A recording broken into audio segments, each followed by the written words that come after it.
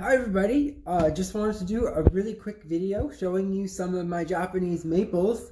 I didn't plant them in the ground last year because I wanted to keep them in the porch as something pretty to look at.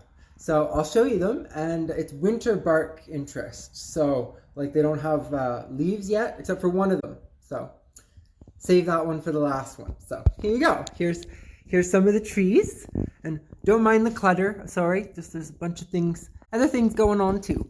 So this one is a geisha gone wild, which is really cool. It's gonna have like pinkish leaves if you look that up. This one is called Taylor. You know, like super pretty. It even has a little bit of a pink, like almost like a dark reddish pink to it. It's really, really nice color. It's a Taylor. And then a Tsuga Gaku, which means like, but yeah, Tsuga Gaku actually translates or means like red fingertips or red fingernails. And it has really, really green, almost Kelly chartreuse leaves, very green. Bright green with like red fingernails, which I think is so cool. And then over here we got some more plants. That's a blue spruce and another blue spruce. We got those at like Lowe's or Home Depot or something for like 10 or 15 bucks each. That was around Christmas time. We're gonna plant those outside. But yeah, let's start with this one. This one's called Wakehurst pink, and see it has like green bark.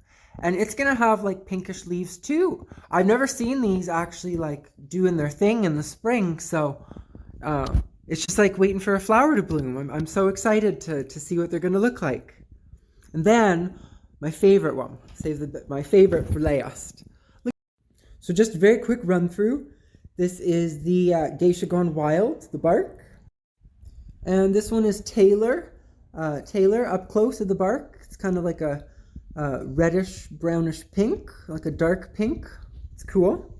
This is the Tsuga Gaku, or red fingernails, red fingertips, and it's kind of like, you can see it's almost like a really dark brown. It does have a hint of reddish, almost like a cherry, like cherry wood. It's nice, it's cool.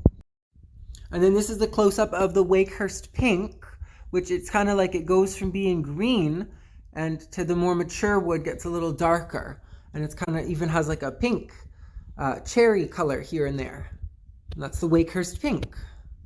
And here on the coral bark Japanese maple, you can see where it was grafted. And it was grafted because, you know, grafts help to make the plant hardier and stronger, able to make it through colder winters. And also, a lot of the times, it can also dwarf the plant so that you can plant it closer to the house and it's not going to turn into such a giant tree. So, yeah, that's a little info about the grafting. But look at the color of the bark of the coral bark. Like, wow, this has got to be like my favorite wintertime interest plant. And look at the leaves on it. Like, happy spring, everybody. Like, oh, it's gorgeous.